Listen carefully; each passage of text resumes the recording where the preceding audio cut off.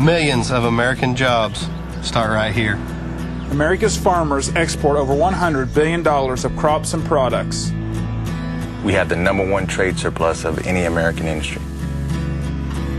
It's as true today as it has been for generations.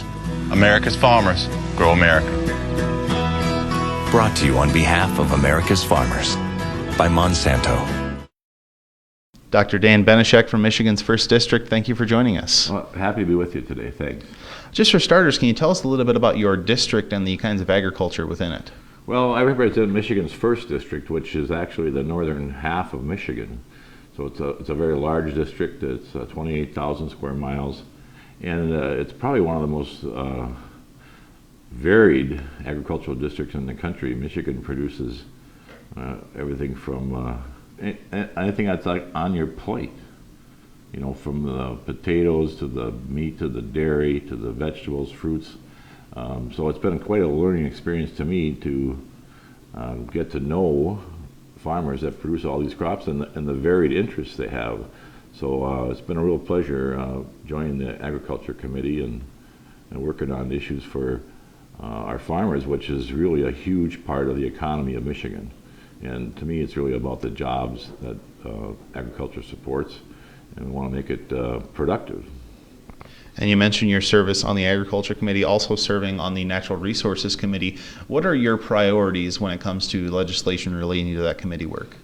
Well, really, again, it's about the jobs and opportunity in northern Michigan. We want northern Michigan to be a source of employment for our children and grandchildren, have the opportunity to live and work, raise a family in northern Michigan, and the jobs that will support a family. And these two committees are very important to that. It meant lots of mineral resources in northern Michigan. There's a lot of forest, and you know, this agriculture is part of that. It's been my pleasure to be able to use these committees because not only does natural resources and ag touch on the forest industry and the ag industry, and making those industries less burden, you know, the regulations for those things less burdensome and more open for development is a key part of my agenda. What have you seen as the biggest difference working both inside and outside of agriculture on maybe some other bills that you're passionate about as well? Well, besides being on natural resources and agriculture, I also serve on the Veteran Affairs Committee. My district is 15% veteran. It's a very rural district. It's hard for veterans to get access to the care that they need. And I'm a doctor. I worked at the VA hospital, Iron Mountain, for 20 years. So I have an understanding of what the VA is like. And I thought I could use that experience here at Congress to, you know, make changes within the VA. And I think we've been making some real progress there. That's a real passion of mine. The reason I ran for Congress in the first place is because I was worried about our children and grandchildren, what's going to happen to them, the opportunities with you know, rising debt. Young people are going to have to pay that debt back unless we get it under control. Mm-hmm. That's the overriding reason I ran. Like I was a doctor, I never ran for office before in my life. But in 2010, I decided to run because, you know, I want my children to be able to live and have opportunity like I did growing up. And I see that with overreaching federal rules and regulations, and it's becoming difficult for the young people to achieve success. And that's really why I'm here. So you mentioned your previous experience as a medical doctor with, you know, fairly little political experience as far as the Washington scale is concerned. What was it like making that transition from being a medical doctor for 20 years to all of a sudden being a congressman? Well, to tell you the truth, I think that my medical background gave me a great experience in how to handle what's going on here in Washington. You know, in medicine, we try to find solutions to problems, and you have to work with other people to get, you know, solutions done, and that's what we do here. So I've got that experience.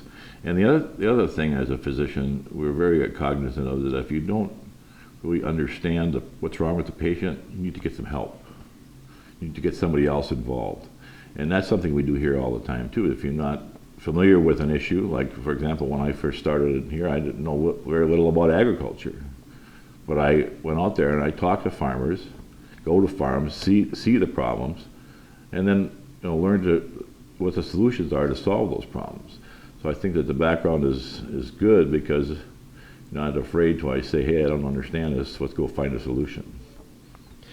And there's plenty of forest area in the district that you serve, and you also serve on the subcommittee for conservation, energy, and forestry. So what's it like working to achieve your priorities while also working with other congressmen that might have more priorities in things such as row crops or livestock? Well, one of the big challenges with the forest management is we have 3 federal forests in my district, and getting that forest to be managed properly is a challenge, and that's what we're working on, because it's jobs. The logging, the paper mills, wood producers, those all produce good jobs. And the fact that the Forest Service, the rules and regulations limit the amount of timber that can be harvested makes it a damp on that whole industry. And we need to improve the process of the Forest Service to create jobs and responsibly harvest that timber.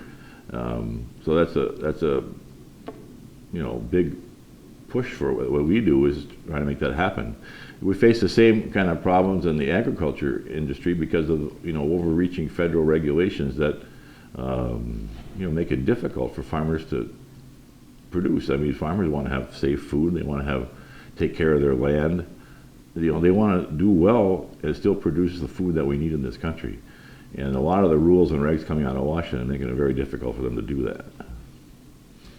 So now that the 113th Congress is kind of wrapping up here in November, what are some things that you would really like you and your fellow congressmen to achieve before the election, before the end of this term? Well, I think that we'd like to definitely put a stop to the overregulation of the federal government. I mean, it's going to be tough with the Senate we have. We've had some major improvements. For example, we just passed a bill yesterday, basically the Skills Act, to allow it easier for our young people to get some training to provide the skills that they need to fill the jobs that are available, and retraining individuals that have lost their jobs. We actually made some progress there. So that's a good step forward. And what I've learned coming here is that you have to try to settle for a small step at a time to move the ball forward, because you're not going to get a huge change in policy oftentimes. You have to really try to grab the improvements that you can get in small steps. That's a little frustrating to me as a surgeon. I'm used to doing things my way, getting things done right away. But you got to work with a lot of people here that have different views, come from different areas of the country. But working for solutions to problems is why I'm here, and I think we've been successful. It's slow going, but I'm happy to be working on it. Dr. Dan Benishek from Michigan's 1st District, thank you for joining us. All right, appreciate it very much.